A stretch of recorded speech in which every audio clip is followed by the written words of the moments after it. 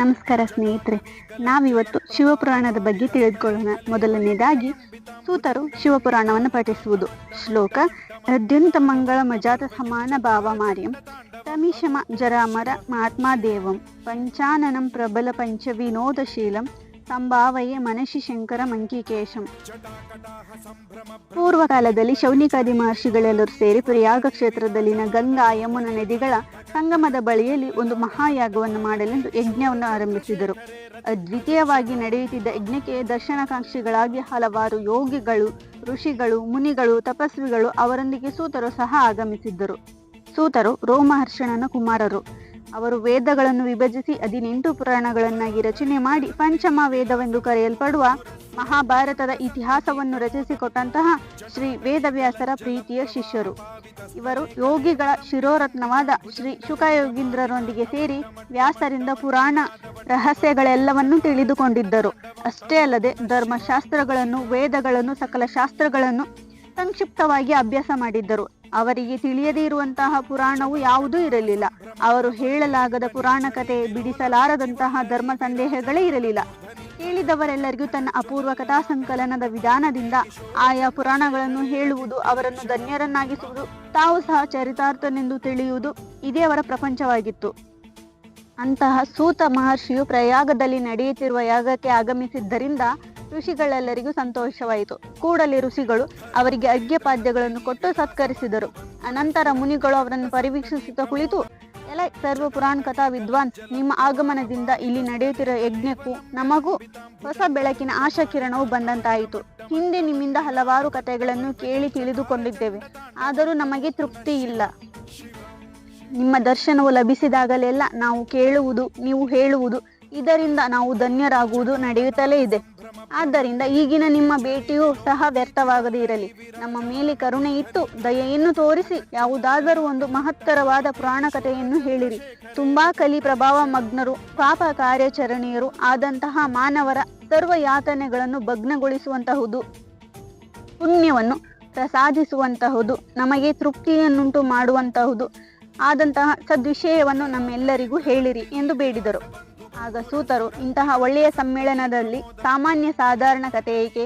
ಯಾವುದನ್ನು ಸ್ಮರಿಸಿದ ಮಾತ್ರಕ್ಕೆ ಜನ್ಮ ಜನ್ಮಾಂತರದ ಪಾಪಗಳೆಲ್ಲವೂ ಕೆಂಡದಲ್ಲಿ ಬಿದ್ದ ಹತ್ತಿಯಂತೆ ಸುಟ್ಟು ಬೂದಿಯಾಗುತ್ತದೆಯೋ? ಯಾವುದನ್ನು ತಿಳಿದುಕೊಂಡ ಮಾತ್ರಕ್ಕೆ ಜೀವಕೋಟಿಯಲ್ಲಿ ಮುಚ್ಚಿದ ಅಜ್ಞಾನವು ಬೇರು ಸಹಿತ ಕಿತ್ತು ಹೋಗುತ್ತದೆಯೋ? ಅಂತಹ ಶಿವಪುರಾಣವನ್ನೇ ಹೇಳುತ್ತೇನೆ ಕೇಳಿರಿ. ಸಾಕ್ಷಾತ್ ಶಿವನಿಂದಲೇ 12 ಸಂಹಿತೆಗಳಾಗಿ ಹೇಳಲ್ಪಟ್ಟ ಈ ಶಿವಪುರಾಣವನ್ನು ಸಂಪೂರ್ಣವಾಗಿ ಬ್ರಹ್ಮನಿಗೆ ಅನುಗ್ರಹಿಸಲ್ಪಟ್ಟಿತು. ಆತನು ಅದನ್ನು ತನ್ನ ಮಾನಸ ಪುತ್ರನಾದ ನಾರದ ಮಹರ್ಷಿಗೆ ಪ್ರಸಾದಿಸಿದನು. ನಾರದರು ಸನತ್ ಕುಮಾರರಿಗೆ ಕೊಟ್ಟರು. ಆ ಸನತ್ ಕುಮಾರರು ತಮ್ಮ ಗುರುಗಳಾದ ವ್ಯಾಸರಿಗೆ ಉಪದೇಶಿಸಿದರು. ಶಿವಜ್ಞಾನವನ್ನು ಪಡೆದ ಅವರು 12 ಸಂಹಿತೆಗಳಿದ್ದಂತಹ ಆ ಶಿವಪುರಾಣವನ್ನು 7 ಸಂಹಿತೆಗಳಾಗಿ ರೂಪಿಸಿದರು. ಅವು ವಿದ್ಯೇಶ್ವರ, ರುದ್ರ, ಶತರುದ್ರ, ಕೋಟಿರುದ್ರ, ಉಮಾ, ಕೈಲಾಸ, ವಾಯುವ್ಯ. ಈ ರೀತಿ ಅವರು ರಚಿಸಿದ ಅದ್ಭುತ ಶಿವಪುರಾಣವನ್ನು ಅವರ ಮಗನಾದಂತಹ ಶ್ರೀ ಶುಕಯೋಗೀಂದ್ರರಿಗೂ ನನಗೂ ಒಟ್ಟಿಗೆ ಬೋಧಿಸಿದರು. ಋಷಿಗಳೇ, ಆ ರೀತಿ ನಾನು ಗುರು ಮುಖತಃ ಕಲಿತಿರುವಂತಹ ಆ ಶಿವಪುರಾಣವನ್ನು ಶಿವೇಚ್ಛ ಯಥಾಶಕ್ತಿ ನಿಮಗೆ ಹೇಳುತ್ತೇನೆ, ಶ್ರದ್ಧೆಯಿಂದ ಕೇಳಿರಿ. ಶಿವಪುರಾಣದಲ್ಲಿನ ಒಂದೇ ಒಂದು ಕಥೆಯನ್ನಾಗಲಿ, ಅದರಲ್ಲಿನ ಅರ್ಧ ಪುರಾಣವನ್ನಾಗಲಿ ಪ್ರತಿನಿತ್ಯ ಭಕ್ತಿ ಶ್ರದ್ಧೆಯಿಂದ ಪಠಿಸಿದರೆ ಅವರು ತಪ್ಪದೆ ಜೀವನ್ಮುಕ್ತಿಗಳಾಗುವರು. ಇಚ್ಛಾಪೂರ್ವಕವಾಗಿ ಆಗಲಿ ಅಥವಾ ಯಥಾಲಾಪನೆಯಿಂದಾಗಲಿ ಒಂದು ಸಲವಾದರೂ ಈ ಪುರಾಣವನ್ನು ಓದಿದರೂ ಕೇಳಿದರೂ ಪಾಪರಹಿತರಾಗುವರು. ಚತುರ್ದಶಿ ತಿಥಿಯಂದು ಉಪವಾಸವಿದ್ದು ಶಿವಭಕ್ತರ ಮುಂದೆ ಯಾರು ಈ ಪುರಾಣವನ್ನು ಪ್ರವಚನ ಮಾಡುತ್ತಾರೆಯೋ ಅವರು ಅತ್ಯಂತ ಪೂಜ್ಯನೀಯರಾಗುತ್ತಾರೆ. ಈ ಶಿವಪುರಾಣವನ್ನು ಕೇಳಿದರೆ ಮನಸ್ಸು ಶುದ್ಧಿಯನ್ನು ಹೊಂದಿ ಪುಣ್ಯವು ಲಭಿಸುತ್ತದೆ, ಬಯಕೆಗಳು ನೆರವೇರುತ್ತವೆ, ಪಾಪಗಳು ನಾಶವಾಗುತ್ತವೆ, ಭೋಗಗಳನ್ನು ಅನುಭವಿಸಿ ಶಿವಲೋಕವನ್ನು ಸೇರುತ್ತಾರೆ. ಈ ಮಹಾಪುರಾಣದಲ್ಲಿನ ರುದ್ರ ಸಂಹಿತೆ ಹಾಗೂ ಕೈಲಾಸ ಸಂಹಿತೆಗಳು ತುಂಬಾ ಮಹಿಮಾನ್ವಿತವಾದವು. ಯಾರೇ ಆಗಲಿ ಸಮಾಹಿತ ಮನಸ್ಕರಾಗಿ ರುದ್ರ ಸಂಹಿತೆಯನ್ನು ಪಠಿಸುವರೋ ಅವರು 3 ದಿನಗಳಲ್ಲಿ ಸರ್ವ ಪಾಪಗಳಿಂದ ವಿಮುಕ್ತರಾಗುವರು. ಈ ರುದ್ರ ಸಂಹಿತೆಯನ್ನು ಭೈರವ ಮೂರ್ತಿಯ ಎದುರು ಪ್ರತಿದಿನ 3 ಪರ್ಯಾಯಗಳಂತೆ ಮೌನವಾಗಿ ಪಾರಾಯಣ ಮಾಡುವವರಿಗೆ ಸಮಸ್ತ ಕೋರಿಕೆಗಳೆಲ್ಲವೂ ಸಿದ್ಧಿಸುತ್ತವೆ. ಆಲದ ಮರವನ್ನಾಗಲಿ, ನೇರಳೆ ಮರವನ್ನಾಗಲಿ, ಪ್ರದಕ್ಷಿಣೆ ಮಾಡುತ್ತಾ ರುದ್ರ ಸಂಹಿತೆಯನ್ನು ಪಠಿಸಿದರೂ ಕೇಳಿದರೂ ಸಹ ಬ್ರಹ್ಮಹತ್ಯಾದಿ ಪಾಪಗಳಿಂದಲೂ ಸಹ ವಿಮುಕ್ತರಾಗುತ್ತಾರೆ. ಪ್ರಾಣಿ ಕೋಟಿ ಸಮಸ್ತವೆಲ್ಲ ಪಾವನಗೊಳಿಸುವ ಪಂಚಾಕ್ಷರಿ ಮಹಾಮಂತ್ರ, ಅದರ ಪ್ರಭಾವ, ಜಪವಿಧಿ ವಿಧಾನ, ಧರ್ಮಾರ್ಥ ಕಾಮಗಳಿಂದ ತ್ರಿವರ್ಗ ಫಲ ಪ್ರಾಪ್ತಿಗೆ ಬೇಕಾಗುವ ಉಪಾಯಗಳು, ಮೋಕ್ಷ ಸಿದ್ಧಿಗೆ ಅವಶ್ಯಕವಾದ ಸಮಸ್ತ ವಿಷಯಗಳು ಎಲ್ಲವನ್ನು ಕ್ರೋಢೀಕರಿಸಿ ಹೇಳಲ್ಪಟ್ಟ ಈ ಶಿವಪುರಾಣದ ಮಹಿಮೆಯನ್ನು ತಿಳಿಯಲು ಯಾರಿಂದಲೂ ಸಾಧ್ಯವಾಗುವ ಕೆಲಸವಲ್ಲ. ಆದರೂ ನನ್ನ ಶಕ್ತಿ ಮೀರಿ ಪ್ರಯತ್ನಿಸುತ್ತೇನೆ. ಮಹರ್ಷಿಗಳೇ, ಶಿವಪುರಾಣವನ್ನು ಕೇಳುವುದರಿಂದ ಎಂತಹ ಪುಣ್ಯವು ಲಭಿಸುತ್ತದೆ ಎಂಬುದನ್ನು ತಿಳಿಯಪಡಿಸುವಂತಹ ಕಥೆಯನ್ನು ಹೇಳುತ್ತೇನೆ, ಕೇಳಿರಿ. ಪೂರ್ವ ಕಾಲದಲ್ಲಿ ಕಿರಾತ ಎಂಬ ನಗರದಲ್ಲಿ ದೇವರಾಜನೆಂಬ ಬ್ರಾಹ್ಮಣನಿದ್ದನು. ಅವನು ಹೆಸರಿಗೆ ಮಾತ್ರ ಬ್ರಾಹ್ಮಣನಾಗಿದ್ದ ಹೊರತು ಆಚಾರ ವ್ಯವಹಾರಗಳೊಂದನ್ನು ಅವನು ಪಾಲಿಸುತ್ತಿರಲಿಲ್ಲ. ಕನಿಷ್ಠ ಪಕ್ಷ ಸ್ನಾನ ಸಂಧ್ಯಾ ವಂದನೆಯನ್ನು ಸರಿಯಾಗಿ ಮಾಡುತ್ತಿರಲಿಲ್ಲ. ಅಷ್ಟೇ ಅಲ್ಲದೆ ವೇಷವೃತ್ತಿಯನ್ನೇ ಪರಮಪಾರಾಯಣ, ಧರ್ಮಾರ್ಜನೆಯ ಪರಮಾರ್ಥವೆಂದು ತಿಳಿದು ಜೀವಿಸುತ್ತಿದ್ದ. ಅದನ್ನಾದರೂ ಸರಿಯಾಗಿ ವಾಣಿಜ್ಯ ರೂಪದಲ್ಲಿ ನಡೆಸಲಿಲ್ಲ. ಯಾರನ್ನಾದರೂ ತನ್ನನ್ನು ನಂಬಿ ಬಂದರೆ ಅವರನ್ನು ಕೂಡಲೇ ಮೋಸ ಮಾಡುತ್ತಿದ್ದ. ಮತ ಕಲಹಗಳನ್ನು ಹುಟ್ಟಿಸಿ ತಾನು ಅದರಿಂದ ಲಾಭ ಪಡೆಯುತ್ತಿದ್ದ. ಈ ರೀತಿ ಹಣವನ್ನೇ ದೈವವೆಂದು ಭಾವಿಸಿ ಅಪಾರವಾದ ಸಂಪತ್ತನ್ನು ಸಂಪಾದಿಸಿದನು. ಒಂದು ದಿನ ಸ್ನಾನ ಮಾಡಲೆಂದು ಜಲಾಶಯಕ್ಕೆ ಹೋಗಿ ಅಲ್ಲಿ ಶೋಭಾವತಿ ಎಂಬ ವೇಶ್ಯೆಯನ್ನು ಕಂಡ. ಆಕೆಯ ಬಲೆಯಲ್ಲಿ ಬಿದ್ದ. ಶ್ರೀಮಂತನು ಸಿಕ್ಕಿದರೆ ವೇಶ್ಯೆಯರು ಬಿಡುವರೆ? ಆಕೆಯು ಸಹ ಅವನನ್ನು ಚೆನ್ನಾಗಿ ಸೆಳೆದುಕೊಂಡಳು. ಇಬ್ಬರು ಸ್ವತಂತ್ರವಾಗಿ ಕಾಮ ವಿಹಾರಗಳನ್ನು ನಡೆಸಿದರು. ಅಕ್ರಮವಾಗಿ ಸಂಪಾದಿಸಿದ ಸ್ವತ್ತು ಅಕ್ರಮವಾಗಿಯೇ ಕಳೆದುಕೊಳ್ಳಬೇಕೆಂದು ಹಿರಿಯರು ಹೇಳುತ್ತಾರಲ್ಲವೇ? ಅನ್ಯಾಯದಿಂದ ಸಂಪಾದಿಸಿದ ಸ್ವತ್ತೆಲ್ಲ ಆ ಶೋಭಾವತಿಗೆ ಖರ್ಚು ಮಾಡಿದನು. ಮನೆಯಲ್ಲಿದ್ದಂತಹ ತಂದೆ ತಾಯಿಯರು ತನ್ನ ಮಗನಾದ ದೇವರಾಜನಿಗೆ, ನೀನು ಮಾಡುತ್ತಿರುವುದು ಸರಿಯಲ್ಲ, ಬುದ್ಧಿಯಿಂದ ಸನ್ಮಾರ್ಗದಲ್ಲಿ ನಡೆ, ಒಳ್ಳೆಯದಾಗುತ್ತದೆ ಎಂದು ತಿಳಿ ಹೇಳಿದರು. ಆರೋಗ್ಯವತಿ, ಅನುಕೂಲವತಿ, ಅನುಭವ ಯೋಗ್ಯಳು, ಯೌವನವತಿ, ಸಮವಯಸ್ಕಳು ಆದಂತಹ ಅವನ ಹೆಂಡತಿಯು ಸಹ ಬುದ್ಧಿ ಹೇಳಿದರೂ ಅವನು ಕೇಳಲಿಲ್ಲ. ಒಂದಾನೊಂದು ರಾತ್ರಿಯಲ್ಲಿ ಹೆಂಡತಿ ಮತ್ತು ವೃದ್ಧ ತಂದೆ ತಾಯಿಯರನ್ನು ಸಹ ಹತ್ಯೆ ಮಾಡಿ ತನ್ನಲ್ಲಿದ್ದ ಸಂಪತ್ತನ್ನೆಲ್ಲ ಮೂಟೆ ಕಟ್ಟಿಕೊಂಡು ಆ ವೇಶ್ಯೆಯ ಮನೆಗೆ ಹೋದನು. ಮನೆಯಲ್ಲಿದ್ದ ಸಂಪತ್ತನ್ನೆಲ್ಲ ಆಕೆಗೆ ಕೊಟ್ಟನು. ಆಕೆಯು ದೇವರಾಜನ ಬಳಿಯಲ್ಲಿದ್ದ ಸಂಪತ್ತನ್ನು ಕಿತ್ತುಕೊಂಡು ಕೊನೆಗೆ ಅವನನ್ನು ಮನೆಯಿಂದ ಹೊರಗೆ ನೆಟ್ಟಿದಳು. ಬೇರೇನೂ ದಾರಿ ಇಲ್ಲದೆ ಅವನು ಅಲ್ಲಿಂದ ಹೊರಟು ಪ್ರತಿಷ್ಠಾನಪುರವನ್ನು ತಲುಪಿದನು. ದೇವರಾಜನು ಪ್ರತಿಷ್ಠಾನಪುರವನ್ನು ತಲುಪುವಷ್ಟರಲ್ಲಿ ಅವನಿಗೆ ಜ್ವರ ಬಂದಿತ್ತು. ಕಾಲವು ಸಹ ಹತ್ತಿರವಾಗುತ್ತಿದೆ. ಶಿವಾಲಯದಲ್ಲಿ ಒಂದು ಮೂಲೆಯಲ್ಲಿ ಮಲಗಿ ವಿಶ್ರಮಿಸಿದನು. ಅವನ ಸ್ಥಿತಿಯು ತುಂಬಾ ಚಿಂತಾಜನಕವಾಗಿತ್ತು. ಮಲಗಿದ್ದ ಸ್ಥಳದಿಂದ ಮೇಲೇಳಲಾಗದೆ ಹಾಗೆಯೇ ಬಿದ್ದಿದ್ದನು. ಆ ಶಿವಾಲಯದಲ್ಲಿ ಪ್ರತಿದಿನವೂ ಶಿವಪುರಾಣ ಪ್ರವಚನ ನಡೆಯುತ್ತಿತ್ತು. ದೇವರಾಜನಿಗೆ ಅದನ್ನು ಕೇಳುವುದು ಹೊರತುಪಡಿಸಿ ಬೇರೇನು ಕೆಲಸವಿಲ್ಲ. ಶಿವಾಲಯದಲ್ಲಿ ಶಿವಪುರಾಣವು ಮುಗಿಯುವಷ್ಟರಲ್ಲಿ ದೇವರಾಜನ ಆಯುಸ್ಸು ಮುಗಿಯಿತು. ಕೂಡಲೇ ಯಮದೂತರು ಬಂದು ದೇವರಾಜನ ಸೂಕ್ಷ್ಮ ದೇಹವನ್ನು ಯಮಪುರಿಗೆ ಕರೆದುಕೊಂಡಲು ಹೋಗಲು ಹೊರಟರು. ಸರಿಯಾಗಿ ಅದೇ ಸಮಯದಲ್ಲಿ ಅಲ್ಲಿಗೆ ಶಿವದೂತರು ಬಂದಿದ್ದರು. ಶಿವದೂತರು ಯಮದೂತರನ್ನು ತಡೆದು ದೇವರಾಜನನ್ನು ತಮ್ಮೊಂದಿಗೆ ಕರೆದುಕೊಂಡು ಹೋಗಲು ಪ್ರಯತ್ನಿಸಿದರು. ಆಶ್ಚರ್ಯಪಟ್ಟ ಯಮದೂತರು ದೇವರಾಜನು ಮಾಡಿದ ಪಾಪಗಳನ್ನೆಲ್ಲ ಕ್ರಮವಾಗಿ ಹೇಳುತ್ತಾ ಬಂದರು. ನಂತರ ಅವರು, ಇಂತಹ ಪಾಪಾತ್ಮನಿಗೆ ಈಶ್ವರನ ಸನ್ನಿಧಾನವೇನು ಎಂದು ಕೇಳಿದರು. ಆಗ ಶಿವದೂತರು, ಎಂತಹ ಪಾಪಾತ್ಮನಾದರೂ ಕೆಲವೇ ಕ್ಷಣದಲ್ಲಿ ಕರ್ಮರಹಿತನಾಗಿ ಶಿವಪುರಾಣವನ್ನು ಕೇಳಿದ್ದಾನೆ, ಅದೇ ಇವನಿಗೆ ಶಿವ ಸನ್ನಿಧಾನವನ್ನು ಪ್ರಸಾದಿಸುತ್ತಿದೆ ಎಂದು ಹೇಳಿ ದೇವರಾಜನನ್ನು ತಮ್ಮೊಂದಿಗೆ ಕರೆದುಕೊಂಡು ಕೈಲಾಸಕ್ಕೆ ಹೊರಟರು. ಯಮದೂತರು ಯಮಲೋಕಕ್ಕೆ ಹಿಂದಿರುಗಿ ಧರ್ಮರಾಜನಿಗೆ ಈ ವಿಷಯವನ್ನು ಹೇಳಲು ಧರ್ಮರಾಜನು ಅವರಿಗೆ ಶಿವಪುರಾಣದ ಮಹಿಮೆಯನ್ನು ಹೇಳಿದನು.